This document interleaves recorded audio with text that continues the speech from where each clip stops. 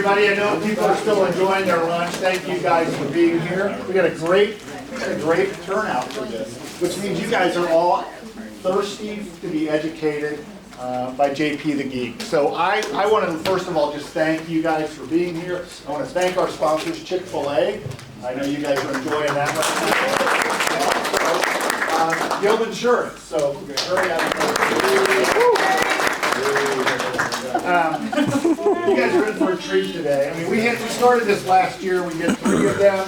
We averaged 50 people that signed up. We've got at least that many here today. So, you know, we're happy. We're looking to continue to do these. Look for things you guys are interested in learning. But today we've got JP the Geek, one of our great chamber members here. Jesse's going to talk to us a little bit about Microsoft 360. I jumped from being online with my Outlook to not being online with my Outlook, to going to Classic, to going back to the new. I don't know what I'm doing. But I do know it's confusing. And so hopefully Jesse will give us some tips on how to not be confused. I also didn't know, Jesse, that you're an author and you've got books up here. And so you don't know this yet, but if anybody buys a book today and wants it autographed by you, it's only going to cost them a $100 donation of the Chamber of Commerce. Yeah. Surprise. Yeah. But anyway, enjoy today. Please ask questions. And without any further ado, I'll introduce Jesse with JP the Geek. Awesome. Hi, everybody. So let's start with some questions. Sorry, I like to dive right in. I'm a go-getter. Let's start with some questions. So who here uses Google Workspace as your primary? 2, 3, 4, 5. That sounds about right. Now Microsoft 365. I think so. All right. So Microsoft 365 is the king when it comes to business. Does anybody know why? They put it on there. Because they did it first, really. They focused on business. They focused on Office, right? Who here used so my go-to was like Office 2007, right? It's like, I don't know why, like in my brain, like I have like Office 2007 is like the king of Office, even though in comparison to the capabilities of today, it's like toys. But like for whatever reason, Office 2007 is the thing that sticks in my head. Word, Outlook, Excel, PowerPoint. And now it's all Microsoft 365, right? I don't even know if you can even buy, I probably should know that, but we don't deal in that world necessarily. But I don't know if you can even buy just Outlook or like Office as a standalone product anymore. Everything has moved to subscriptions. Love it or hate it, it is what it is. It is the world we live in. Everything's a subscription. There's big reasons why everything is subscriptions inside of Microsoft 365. One of the key things is innovation, right? Who here hates change? Let's just embrace it. Come on. There's a lot of people that hate change. Yeah. So why do you? So why do you hate change with technology more than change in any other area? I think it's because I get used to something, like you'll get used to an app. And then all of a sudden it's different tomorrow? I don't know, it's like I just got this down pat, and then it's Right. like, oh, we're gonna switch to this, and yeah. I mean, computers were just coming out when I was graduating from high school. Sure. Right? Oh, they Sure. didn't even have one when I was in Sure. high school. I still had a typewriter. I have only ever played on a typewriter.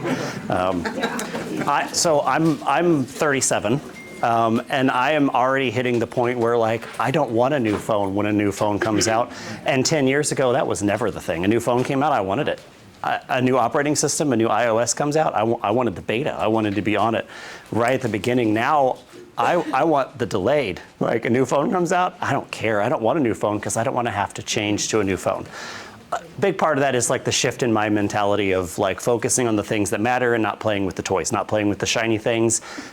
Eliminating the shiny object syndrome that I had, which is good. That's good. So, yes, I'm very much a squirrel when it comes to tech. I love the new stuff, but I've learned to harness it a little bit better. So, I want just a few things. What is a few key things that you guys are hoping to learn today? in regards to Microsoft 365, hopefully? AI integration. AI integration. Okay, so Copilot.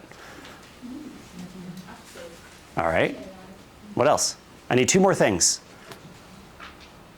Host a meeting via Teams. Okay, Teams meetings. Okay. One more. Come on, I know you guys got questions. You wouldn't be here if you didn't have questions. Organizing Outlook emails. Ugh, gross. So I will say, organizing Outlook emails, I would prioritize search over organization at this point. So Outlook search, if you think back 5 years ago, Outlook search was awful. I mean, you could search for something and then it could be right there in your inbox and you're looking at it and you're searching for it and it's like nothing to be found, right? Now search is so much more powerful built into Outlook that I try to stay organized in my email and folder things. I probably have 7,000 folders. And now it's just this obscene amount of information and the search works great now.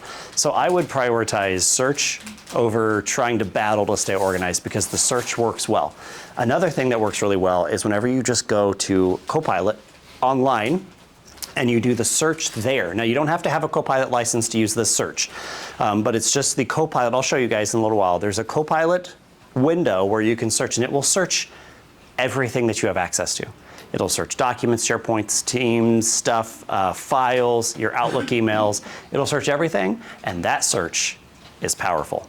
That is like my best friend, because I can never find anything. Because we've got, at this point, what is this, year 18 or 19 for JPtheGeek? We have so many files and so many emails and so many things, right, that have happened over the last like 18, 19 years. 18, this will be year 18. There's a lot of files, right? How in the world do you organize and find those and know where this is and what folder is that in? And then we've changed over the time. We've gone from this system to that system to this system to that system. And so sometimes there's been these files that have been moved from system to system and you just like take this big giant folder and say, I'm gonna organize this later. Who here has a to be organized folder?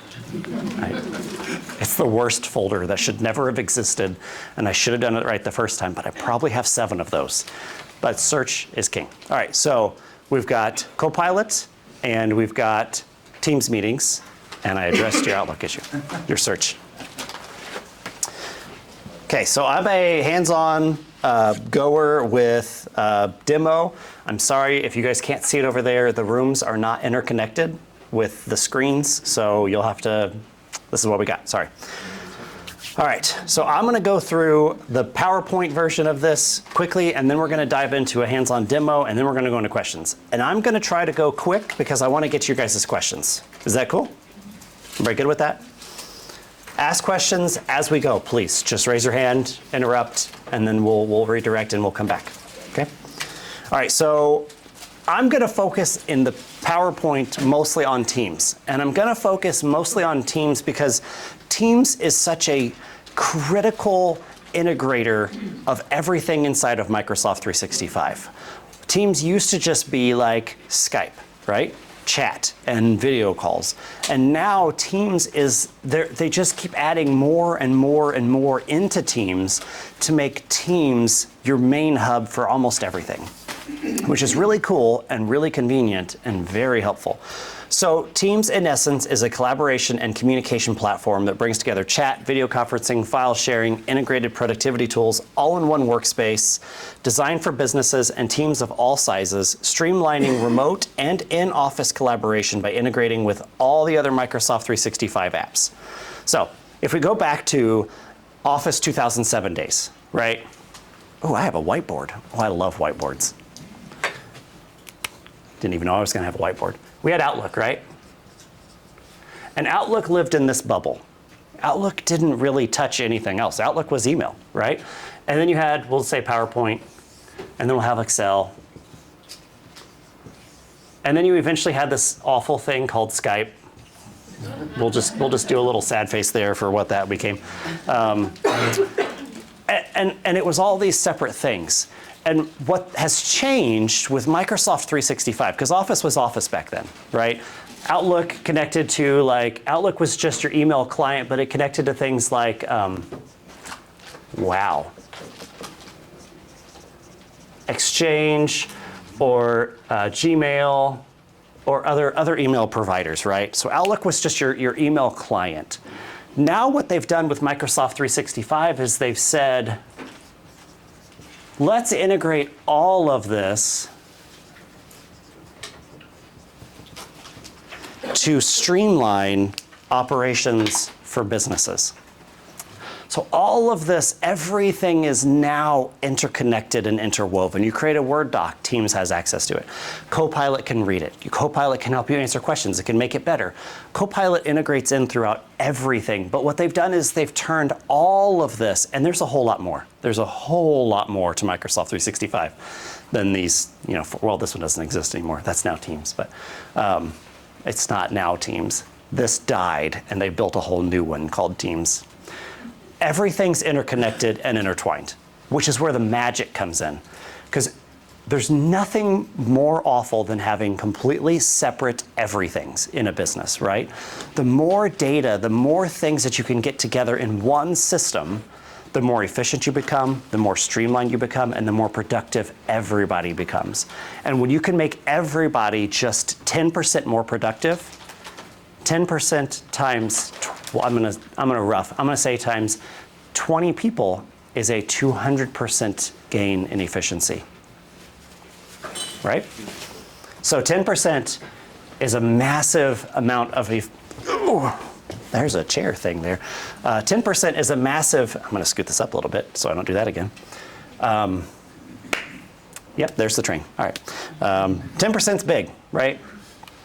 All right, so do you have Teams? I don't know. Do you? You probably do. Teams is included in pretty much every Microsoft 365 subscription until you get to the enterprise level, in which case they have removed it and you have to pay extra for it. You can thank the European Union for that because they said they were a monopoly, and so Microsoft said, okay, fine, great. Well, the price is staying the same for this, but now you have to pay an extra $10 a month per user to get Teams. So yeah, you could thank the European Union for that. Does anybody in here that big that they have enterprise Microsoft? 1, 2. Do we? No. Okay. Enterprise is 300 users plus. Okay. All of the Microsoft 365 small business plans cap you at 300 users. So you probably do have it. Has anybody in here never used Teams? No. Okay, good. It would be born after COVID, I think. For the network. That's fair. That's fair. I've only used it once. My 5-year-old hasn't used it yet, so. I've used it, but I've only used it once. All right, so let's talk about some foundations, right? So again, in this, I'm gonna focus on Teams, but we're gonna go quick. So the foundations of Teams is communications, meetings, file sharing, and Loop. Loop's a really cool thing, if you guys haven't played with that, and then app integrations. Communications, well, communications are like anything, especially in marriage, right? Communication is key. Communication in business is key. Communication with each other is massively important. If you can't communicate, then you can't do anything, right? This is not just internal communication. This could also be external collaboration with other people from other companies, all through Teams, all together. Again, collaboration on a global scale. Don't think just you inside of your business. You can go big or you can go small, right? All of it's fine, just go. I'm not gonna read all of this. You guys understand what communications are important. There's multiple levels of communications. There's chats and there's channels. Chats are like one-to-one or small groups of people. Like, I wanna message directly with Jimmy and Levi, for instance, within my organization. I can literally hit a new chat, type in Jimmy, type in Levi, and then send my message. And now I have a 3-way chat between the 3 of us. Or I can chat within channels inside of Teams. This is an example of your one-on-one chat. It's private. Only the people in the chat can see it. You can't add people, but it's really easy to see up in the top right, little people icon. It's really easy to see who's in the chat, so you know who can see these messages. You can also message yourself, which is a fun little thing that makes you look like you're a little bit crazy, but it is a good way to send yourself reminders of things if you need to. You just have to remember to go back and look at your messages that you sent yourself. And if you're like me, where badges drive you insane, where you have like unread badges, then you clear that thinking, oh, I'll find it later, and then you don't remember to go back to it later, so don't do that. It's fast, it saves the mailbox. A key part of Teams and the design of Teams was to save you from the never-ending inbox. There are so many things that are quick questions, quick this, quick that, getting this done, that are so much better done in real time through chat, either in chats or in your channels or whatever. If you're sending emails, there's a delay, right? You're sending an email. There's a different expectation between an email and a text message, right? When you get a text message, the expectation is that this is more of an instantaneous communication, right? The text message has basically replaced the phone calls for us, right? Email has still stayed in this realm of I'll answer it when I answer it, right? And so what they've tried to do is they've tried to blend between text messages and emails, but save your inbox, because the inboxes are just out of control. One of these days I'm gonna look it up, because I just had this thought. Like, how many emails are sent in a day around the world? It's got to be in the trillions. It's some, I mean, there are some days where I personally might send like 50 like individual emails. Like, it's just insane on top of Teams messages. So am I saying that Teams chats should be like text messages or be like a phone call and the expectation should be that you're gonna answer instantaneously? No, that's not fair. Nobody should live their life like that, where they're tethered to this work communication, where the expectation is always instantaneous. That's what phone calls are for. But there's a good blend between email and phone calls, and that lands in Teams, which is super cool.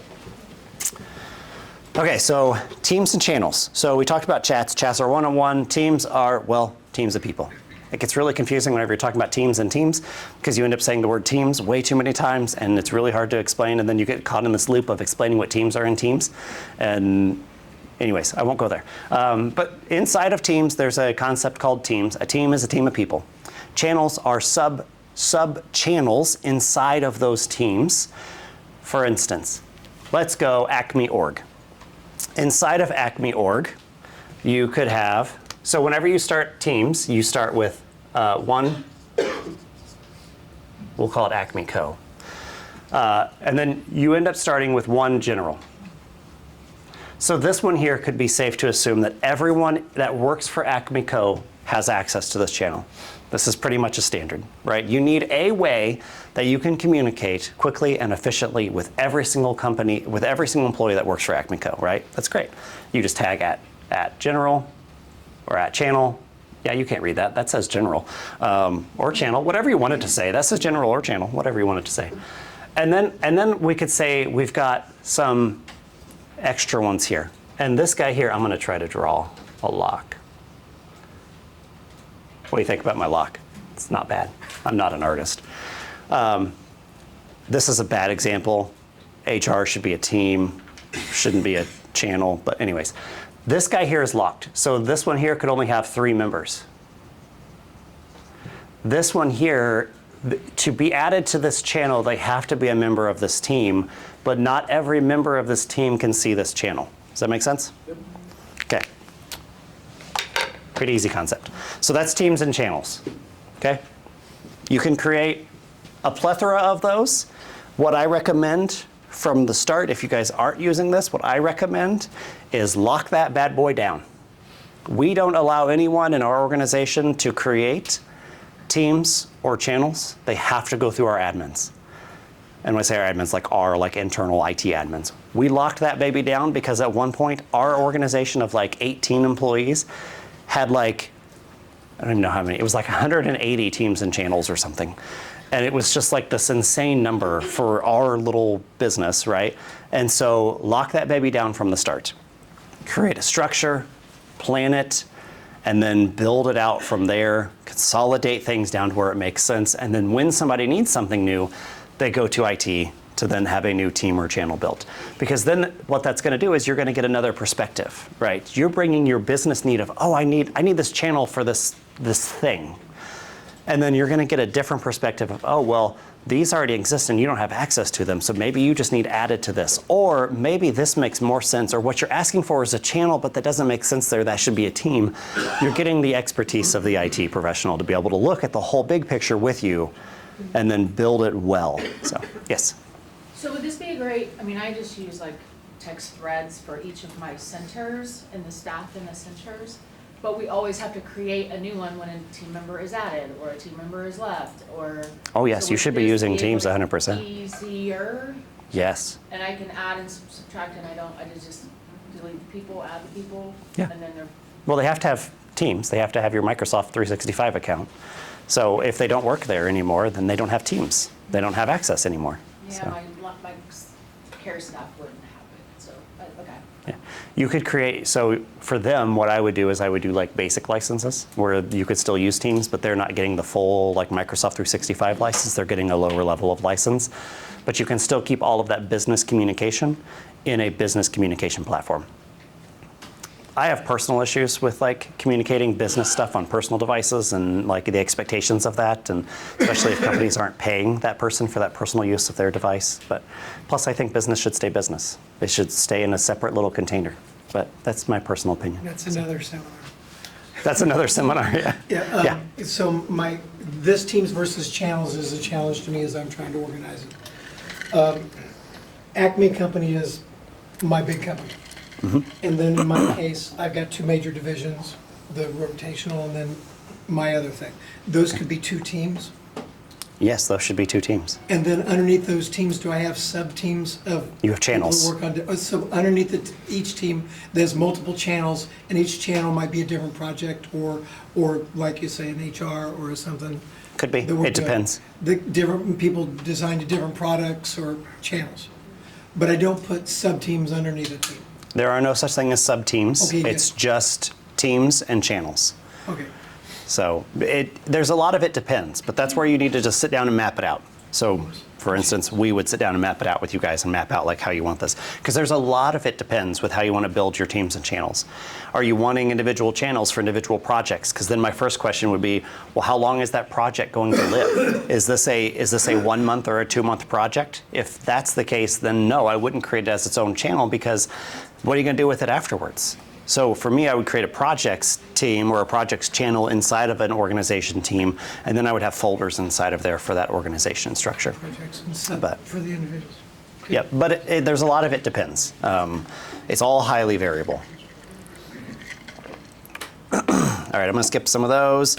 A team's like a department or project group, while channels are subsections within those teams. I think we're good. Everybody good on teams and channels? Okay, nobody said no.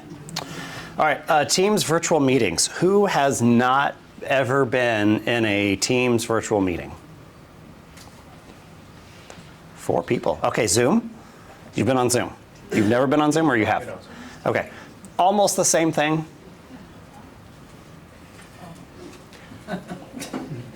You have a preference, so. Zoom is owned by a Chinese company. The data that flows through Zoom is decrypted at Zoom and then is re-encrypted. It is only encrypted in transit. And that means it's decrypted at Zoom, which means they can do whatever they want to do with your meeting that they have, that they probably recorded and or transcribed, and use whatever they want for it. There's a reason why the entire US government banned Zoom back in like 2020. It's a huge ban. Not absolutely no one is allowed to use Zoom. There are opinions. I won't say mine. I'll just share that. Can the government use Teams? I've got some government guys doing GoToMeeting. I'm not going to say that the government can't get whatever they want from wherever they want. It's all flowing through the internet, and let's just be real that where do you think all of that is really being controlled? Kind of like TikTok. TikTok's the same thing that's going on. Yeah, I mean, if you put it on the internet, I don't really care what tool you use. If you put it on the internet, just expect for it to never be fully private at this point. If it's on your technology, just expect it to be out there at some point. Nothing on technology is really ever 100% safe. Even So, SharePoint. oh, even SharePoint. If it's on technology, it's all hackable at some point. So just trust that if it's there, You know what I mean? Big giant companies get hacked all the time and that data gets out there, so just be smart about what you're putting on digital devices that are always connected to the internet, right? It could be a big scale attack, it could be a small scale attack, it could be your credentials got leaked and now all your private photos are out there that you didn't want out there on the internet, but now they are. So just be smart, that's all I'm saying. All right, so virtual meetings enhances collaboration and teamwork. Does anybody need me to cover the basics of a virtual meeting and the highlights of it? I think we all understand virtual meetings are cool. They serve their purpose. I'm still a face-to-face person by all means, but it's a great alternative when you need it. But I think that's personal preference. I'm a relationship person, and you don't build those same relationships over a virtual meeting, right? So. There are some cool things. So even for some of our internal meetings where we're literally all sitting in the room, we will very commonly open Teams and record the meeting. That gives us a lot of really cool features. That gives us Copilot, that gives us transcription, that gives us automated to-dos, that gives us a history of it, that gives us any time that these persons are mentioned directly in there. That doesn't work so well when one person's recording it in the room, but you at least get the most of it in the room, which is super helpful.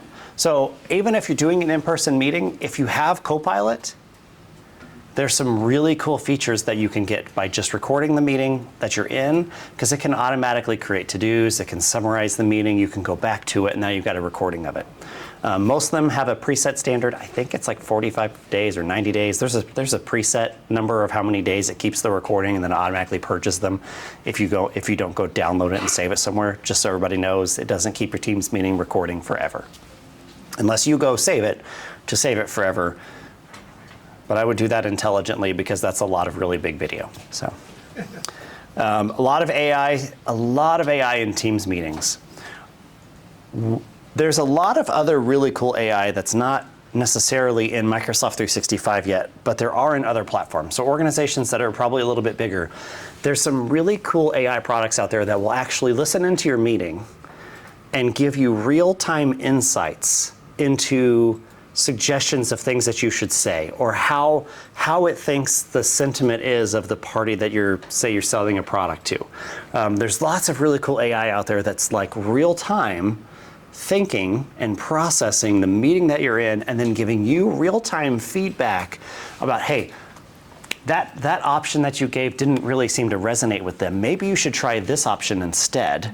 And so you've got this real-time AI coach that's processing information and massive amounts of information way faster than we ever can, right? So not built into Teams necessarily, that's third-party stuff, but there is some really cool AI features out there that helps with business.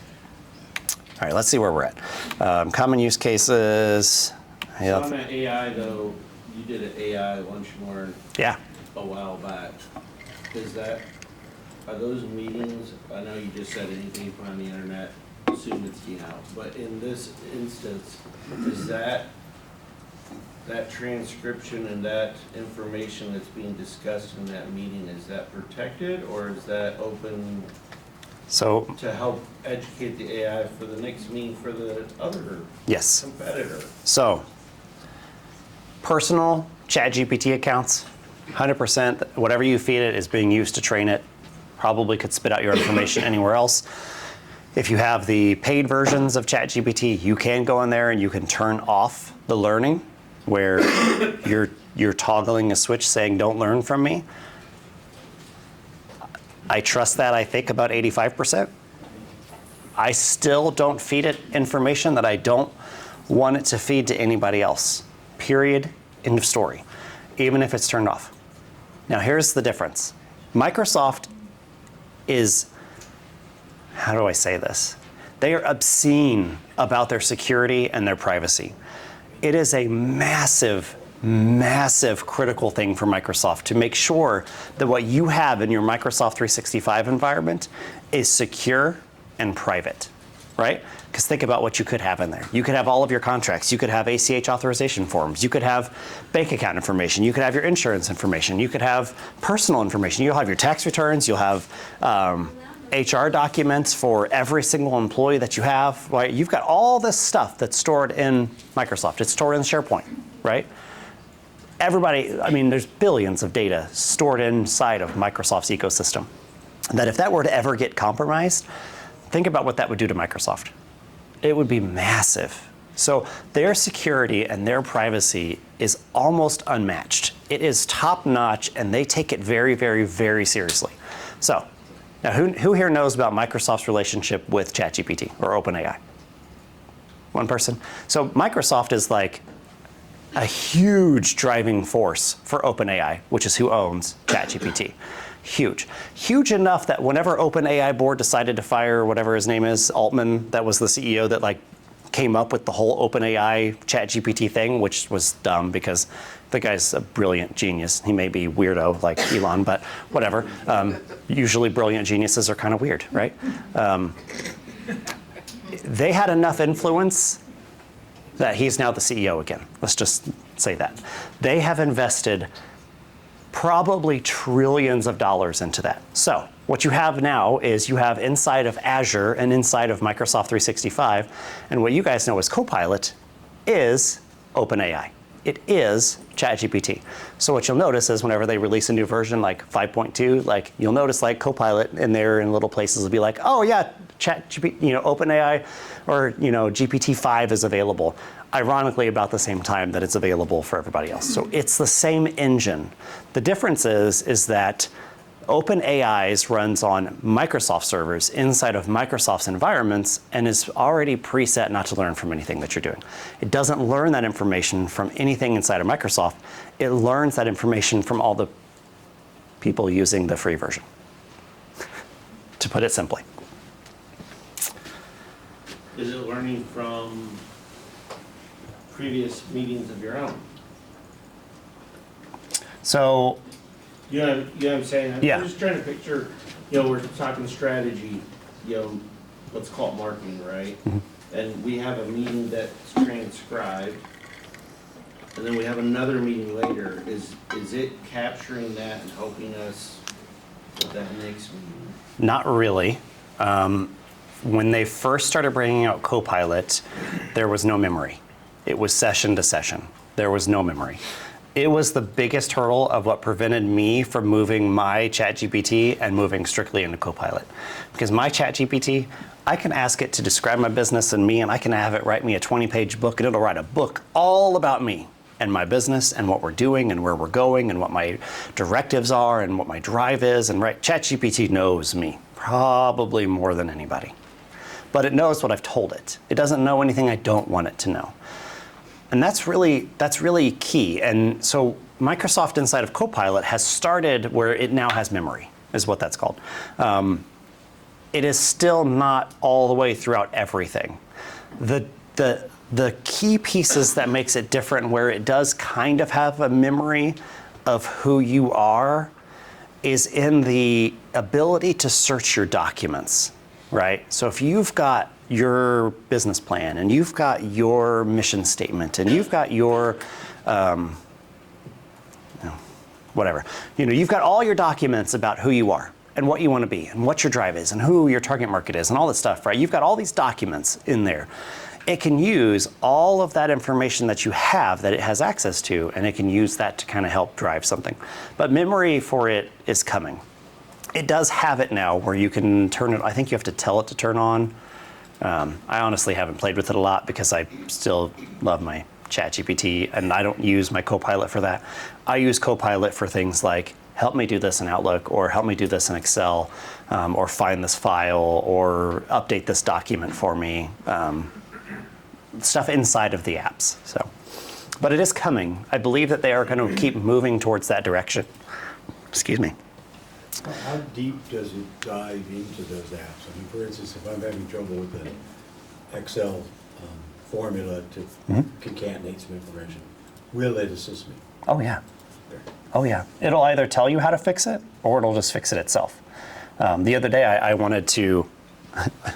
I never put in the time to do it. The other day, I had received 88 emails.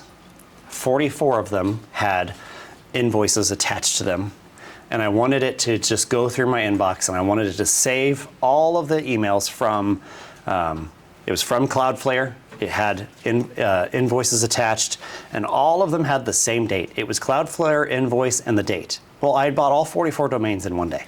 So all of these had the same exact name. So I couldn't just save them all in the same Cloudflare folder for finance, right? And so I wanted it to go through and just get all these and move them, right? So I didn't have to do it because I didn't want to spend the next, what would that have taken me? 2 hours. No, 20 minutes, 25 minutes to move 44 emails, like save those and add a 1 at the end and add a 2 at the end and add a 3 at the end because I don't care about the specifics. So I'm like, I wonder if this could help me. And it literally walked me through. It gave me 3 or 4 different options of different ways that inside the Microsoft 365 ecosystem that I could do this. One of them, the most powerful way, is using Power Automate. We're not going to touch Power Automate here today. It's super advanced. It's super, super amazing. There's a free version and there is a paid version that gets you premium things. Power Automate could very well do it. I played with it for probably 10 or 15 minutes and then I gave up, and I probably should have just gave it to one of my sysadmins and said, here, build this for me. But I ended up just moving the files and doing that. But it walked me through 3 different ways on how to do it. And it literally was like, oh, I could give you a script where you could literally just import this into your Power Automate. That was pretty technical. There was other ways that weren't so technical, but Copilot can see everything that's inside of Microsoft 365 and can help you with all the different things and all the different tools. But fixing something like a formula in Excel, 100%. I would just ask it. I wouldn't even try to come up with the formula myself these days.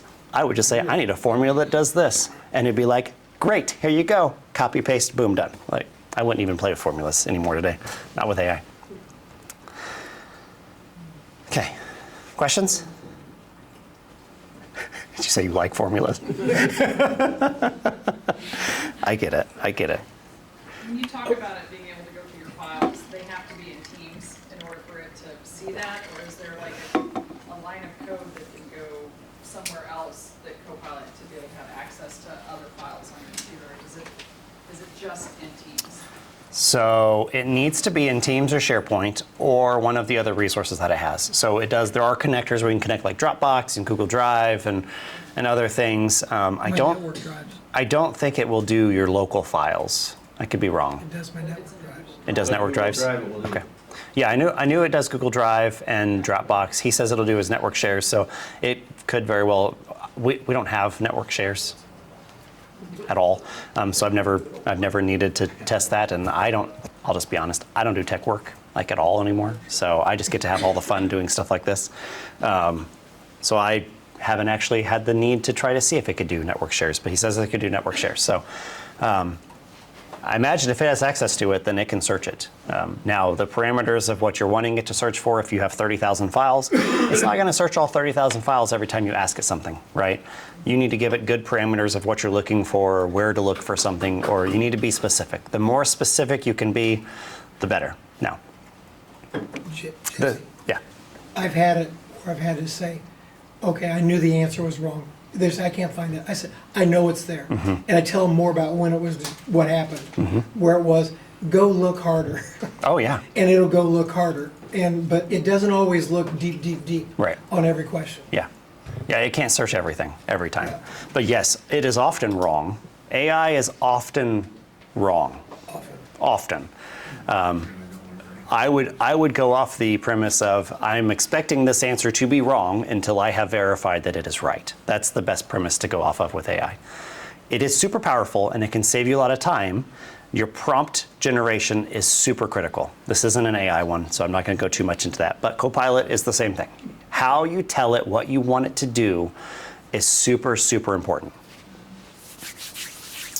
Okay, files can live in SharePoint, Teams, same thing, SharePoint, Teams, it's the same ecosystem. Whenever you put files into Teams, it's actually uploading to SharePoint. SharePoint is the back end for Teams. So Jesse, I've got to get a Word document, I want to save it, I save it in my documents, I open up Teams and it opens up in OneDrive. That document I just saved on my documents is accessible to channels or teams I have? it can be if your OneDrive is set up to sync those. Okay. It just depends, but it can be. Usually whenever you install OneDrive and you sign up and you log in, it usually defaults to automatically syncing your desktop documents, downloads, pictures, all of those folders that everybody normally saves all their stuff to. By default now, it usually like syncs those, so that way you have a backup. Otherwise, people save stuff into the wrong places, and then their computer dies, and then they don't have a backup of it because it was just stored in their local, and then they're sad. All right, so what we have here is a demo account inside of our tenant, so it doesn't have a lot of sensitive information. Sorry for if you guys wanted that, but too bad. Outlook, right? Yeah. This is the new Outlook? This is Outlook Online. Okay. So this is the newest Outlook that's possibly available. This is Outlook Online. I don't have, well, I do, but I can't share mine to there. But a long time ago, when I say a long time ago, gosh, that makes it sound like a fairy tale. Once upon a time, Far. a long time ago, it was probably when Office 2016 came out, if I remember correctly. What they started to do, yes, well, it actually would have been 2015. I don't know where they come up with their year generation naming, but I think it was in 2016 is whenever they started this idea, they wanted to make them one-to-one. So there's always been Exchange Online. And everybody knew Exchange Online, it was the backup for the backup. If you had to use it, it would get you to your email, but everybody hated it. It was awful, right? So that was Exchange Online. So back, this is probably 10 years ago now, what they wanted to do is they wanted to unify everything. They wanted to bring everything into a new user interface, a new experience, and they wanted what you see online to be the same thing that you see on your desktop apps. So that way everybody could function seamlessly everywhere. Right, collaboration still, same thing. So the online version of Outlook is very, very, very similar to the new Outlook that you have in desktop. Very, very similar. And they're just continuing to drive towards them being pretty much the same. There are some things you can do in online that you can't do in desktop. It's very few. There are some things that you can do in desktop that you can't do online. Again, it's very few. Sync your email. Well, you don't need to sync if it's online. Because it's In theory. but online. When it takes 15 minutes for an email to arrive, it should take 30 seconds. That's weird. I think you have a problem. I see it all the time. That's weird. I think you should talk to your IT. I am. Well.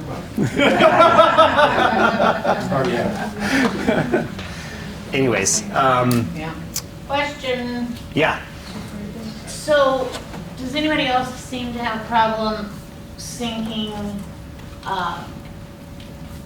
Outlook with iPhone? No, So just get it your license. not generally. No. Every once in a while, there's a glitch and Seems to take a long time, or like Are you calendar. using the Outlook app? Pardon me? Are you using the Outlook app or the built-in mail app? Okay. It's the, So- The built-in mail app? It's email faster. yeah, Okay. So, and this is for business? yeah. Okay. Well, there's your first problem. Quit using the built-in mail app. It's for your Gmail account. It's for your personal email accounts. Use that for your personal stuff. Use the Outlook app. It's 1,000 times better Okay, for the working with Outlook. Online app. Yeah. If you just go Okay, download yeah, the that's Outlook what app. we're using. Yeah. It just seems to be weird sometimes and not download or upload or whatever certain things, and I don't know. I don't. It's probably just our system. Is it Microsoft 365 in the cloud? Uh-huh. That's weird. I think you have a weird thing. I think you need to talk to IT Yeah, again. that's all right. Not to say they don't have glitches, right? So Outlook went down the other day and it was down for, oh gosh, it was down for like 7 or 8 hours. And when I say down, it was a hard down. Like no emails were working for hours. It was crazy. That isn't a normal thing, but it happens. G Suite, like Google Workspace, has the same outages for the same lengths of time at different times. So there's not really like any perfect system with 100% uptime. I don't remember where I was going. We have Outlook. All right, I'm not going to spend a lot of time on Outlook. Does anybody have any specific questions about Outlook? There is the little Copilot guy over here that could be your friend. It will give you things to try. It'll give you things to. This probably isn't going to work very much, but what's the most important things in my inbox? Because this has 3 things in there, so it's probably not going to have any great answers. It's probably going to be that Nicholas has added me to a team, but It's taking over 30 seconds. it is taking quite a long time to give me nothing. I love AI. I think AI is super powerful.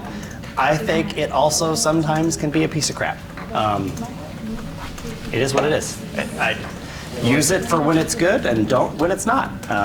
You're still the human. You're still the one in charge. But it can definitely. Yeah. Yeah. Well, Tesla is shutting down manufacturing of Model S and Model X so they can change the entire Fremont factory to building the robots instead, and that's a little terrifying. But, all right, let's move on to Teams. I'm not against AI. Oh no. They built their own AI. Oh, Elon? And he said, I gotta be a part of this fight. Yeah, I don't think that he can, because he made Grok, which is X's AI, which is like a super crazy powerful, super smart aleck AI.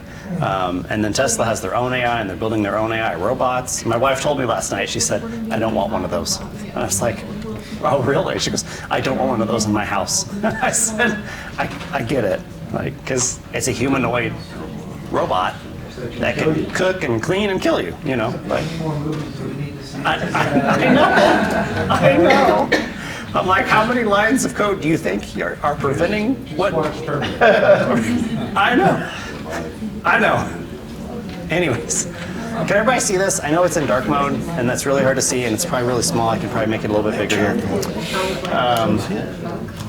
All right, so Teams. Let's see. What do you guys want to see in Teams? Because we're down to like 19 minutes here, I think. Or do I have a? What's my time? How long do I have? 20 minutes. All right, 20 minutes. All right. So what do you guys want to see?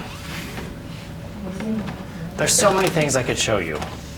I feel like we've discussed like a huge breadth of things, and in an hour I can't teach you everything in Microsoft 365. It's too big. So what do you guys want to see? What's something cool? Setting up a team or setting up a channel. That I cannot show you because it is disabled for our org, and so I can't show you that. But yeah. So sharing a Word file to another teammate that you want to collaborate on and edit together. Yeah. All right. So I'm going to go in this way. I'm going to go to a team, and I'm going to go to my demo team here. And I'm going to go to shared, which is the files area. And then I'm going to hit new, and I'm going to create a new Word doc. Now, already out of the gate, this file will be accessible to everyone that is in this demo public general channel, right? So I just created this. You can see it here, document. Everybody inside of this team and channel has access to this already. Team and channel. Yes, team and channel. And they can It live depends. edit together? So team and channel depends on if the channel is locked down or if it's available for the entire channel. There's 2 different options. You can have a public channel and a private channel. If it's a public channel, it's accessible to everyone on the team. If it's a private channel, it's locked down to certain members of that team. Yeah. So on my iPad, it will not bring anything up but an actual video meeting for Teams. Can we look at that after? Okay. I won't even there. All right, so I hit new document. Everybody that's in the team and in the channel already has access because I created it from there, right? So now I can, give this name whatever, test, doc. So you're in Word doc right now? Yes. All right, so now we've got this document. Now it comes back here. If I refresh this guy, then it'll get the new name. So this all lives here. Inside of Word. So this is the same. This looks really similar to Word Desktop, right? Like almost the same. You might have 2 ribbons. but this is the out-of-the-box standard now. So what's nice is these little guys over here are all pretty much the same. This one's a little different because you can like open in desktop or you can switch to your mode in online. To share, you just click share and then you open the share and then say I want to share this to Nicholas. And then I can leave him a message. I can then change his permissions to see if he can edit, review, view, or can't download this particular file. If I were to hit send, then he would get an email. Usually within a few minutes, he'll get an email that says, this file's been shared for you. You click on the link and open it right up. This does not add him to that team or that channel. This adds him access to only this one Word document, just to be clear. Okay. So the location of the file doesn't even matter anymore? Oh, it does. I mean, where it is out there, what folders it's in, all that kind of stuff? Yes and no. So no in the sense that users can share files individually. So individual files at individual levels could have more access than other files in that same folder. It gets really confusing. This is a whole big topic of security and permissions and structure. But yes, it can get really confusing because you can share individual files. You should have organizational security policies.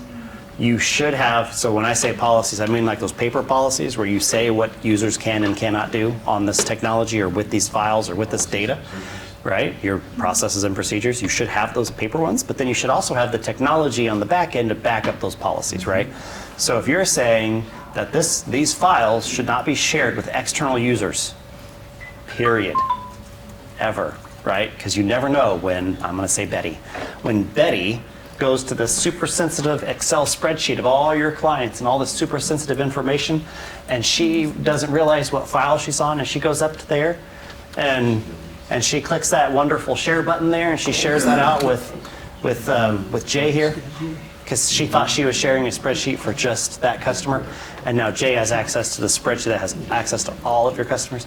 So there is this danger in the collaboration realm where you should have some controls. You should have some visibility. There is some really cool things you can do with like sensitive information in there. So like if a file is ever uploaded into our SharePoint that contains a social security number or bank account number, credit card number, stuff like that, it gets flagged for admin, and then those files can't be shared externally. It's just an automatic rule. Those files can't be shared. So there are some pretty cool things that your IT can set up in your Microsoft 365 environment to protect you. So if we were that IT department, where's the best place to look to find all this? Like how to set all this up? Because you can't go over it in this whole hour and a half. No. That would be, the starting point would be admin.microsoft.com. And then you've got about 25 different admin centers, roughly, at least 15 different admin centers for all the different areas. Then you've got license requirements for different features are available to different licenses. There's a whole lot to it. So I would definitely probably start at learn.microsoft.com and figure out what you're wanting to do and then go from there. But also know that Microsoft's documentation is not always up to date with the rest of the UI. Just keep that in mind. They have a lot of UI and a lot of changes that happen all the time. So, may I have questions about OneDrive versus SharePoint, Teams, or channels? Can I ask you about Teams real quick? So on channels, if you make channels, if you lock them, make them private, currently you can't make them unprivate. Do you see Microsoft changing that anytime? If they haven't done it by now, probably not. Maybe. I wouldn't hold your breath. Systematically, that's a really big change to the way that works within inside of SharePoint. There's probably reasons why that's not a thing. There's probably a lot of breaking changes that would require, but I wouldn't hold your breath for it. So. Teams and channels are generally meant to be shared things. AcmeCo General, AcmeCo HR files, AcmeCo sales files, AcmeCo marketing files, right?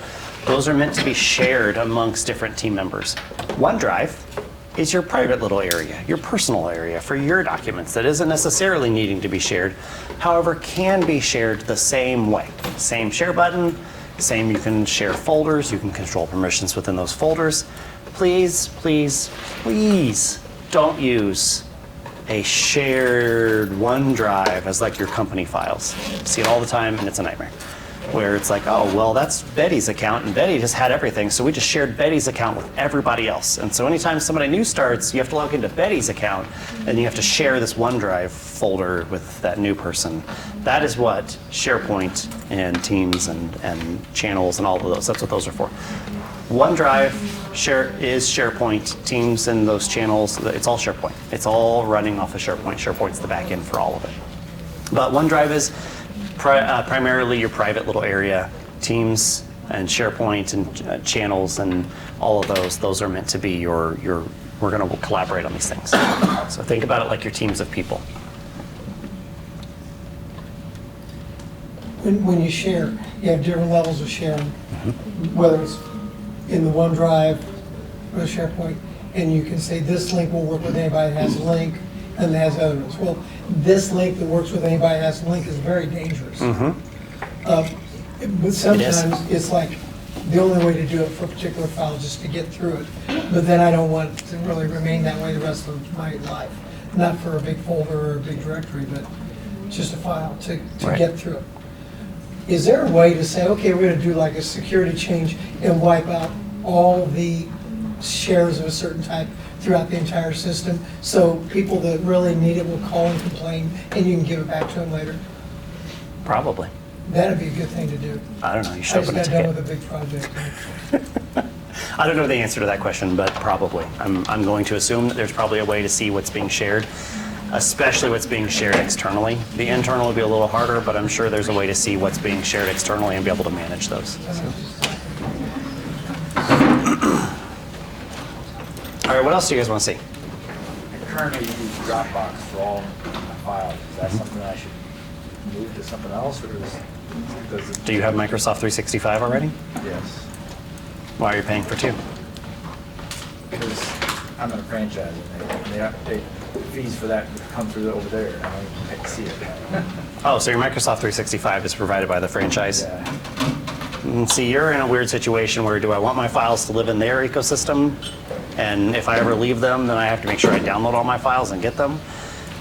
So you're in a other style of situation where maybe it depends. It's up to you. How much are you paying for Dropbox?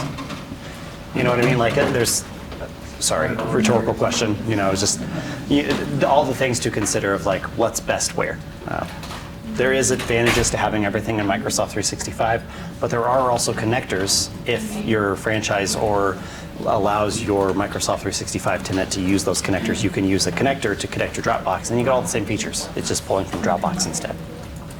So, could be, it depends. How about connecting to my HubSpot CRM?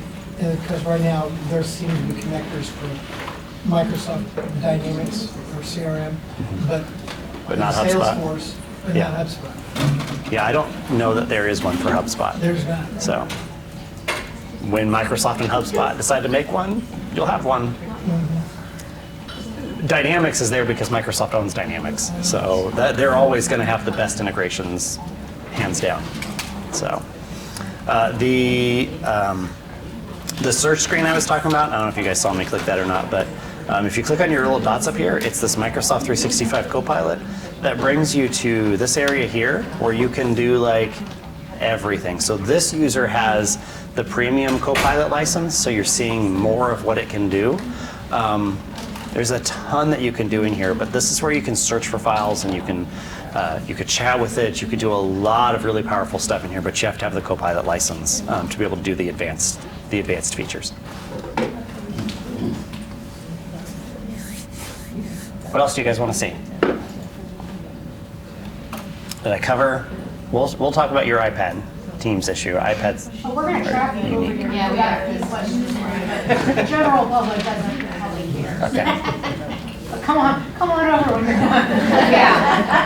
To start a Teams meeting, there's so many different ways that you can do it. You can literally start a Teams meeting from within Teams. So you can go to a team and you can literally like go to Meet Now and you can just call everybody and Meet Now with that team of people. You can do it within a chat. So if I had a chat with people here,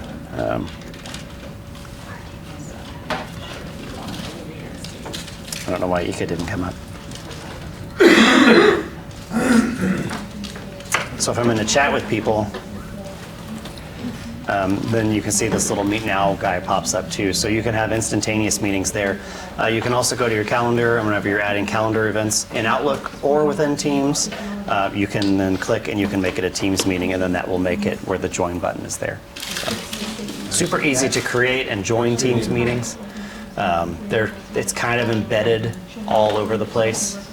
You can also update. So say you created a meeting and you didn't make it a you didn't make it a Teams meeting. You can edit it and then toggle it onto a Teams meeting, and then it will resend that invitation out to everybody. But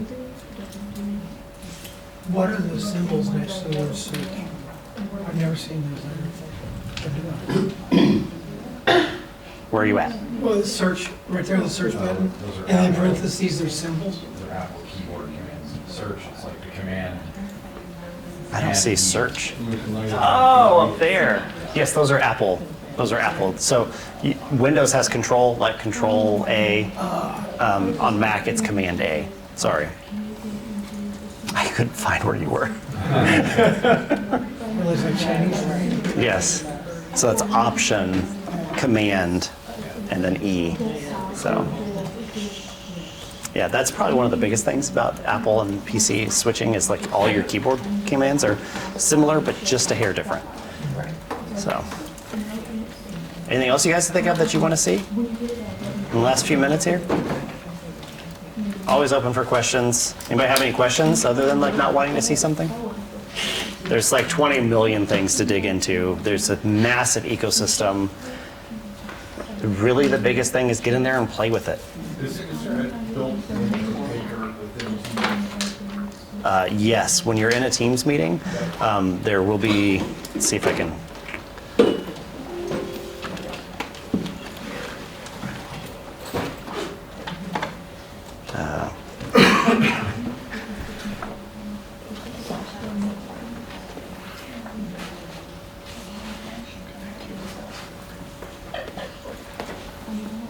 I don't, 20 million pop-ups, yeah. Okay, so when you're in a Teams meeting, yes, so you can start Copilot here, you can turn on record and transcribe, you can chat with people, you can turn on different, where's the view I'm looking for?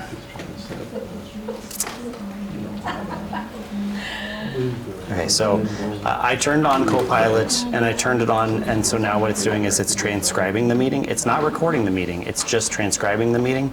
You can turn on different, maybe I didn't turn them on. I don't think I turned them on because you can, over here can be like a to-do list and a task list. When you're creating a meeting, there's different options you can do where you can create like an agenda for the meeting in the calendar invite, and then that'll pop up over here automatically.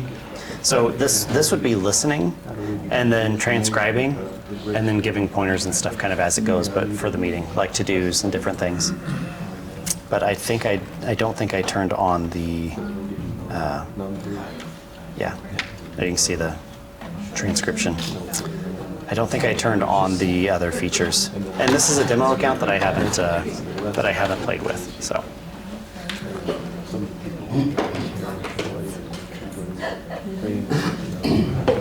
Yeah, I have a ton of stuff set up in my personal account. I literally had Nick create this demo account yesterday. So I was like, hey, do we still have that demo account for Microsoft? He goes, oh no, I deleted all that. I was like, oh, can you recreate it, please? So this all got recreated this morning. There's Copilot, again, built into everything. So depending on what level of Copilot you have, you get different Copilot features. But there is Copilot like built into everything. Teams, Outlook, Word, PowerPoint, Excel, like Copilot is everywhere. This is still one of your best friends though, is this little m365.cloud.microsoft. So how big do you have to be to get your own, your own .com, basically. I don't remember what that's called, your own suffix or whatever that's called. You get your own .Microsoft. Domain. Yeah. That's not just the domain, that's the in place of the .com or .net or .org. They got their own, I don't remember what they're called, root domain. It's the root domain. They got their own whole root domain. I wonder how much money that cost. Cool. Any other questions for Jesse? I know you've got an appointment right back here at some point. Kind of a hostage situation, but yes. Yeah, I just want to say thanks again to Chick-fil-A and Bill Insurance for this. Thank you, Jesse, for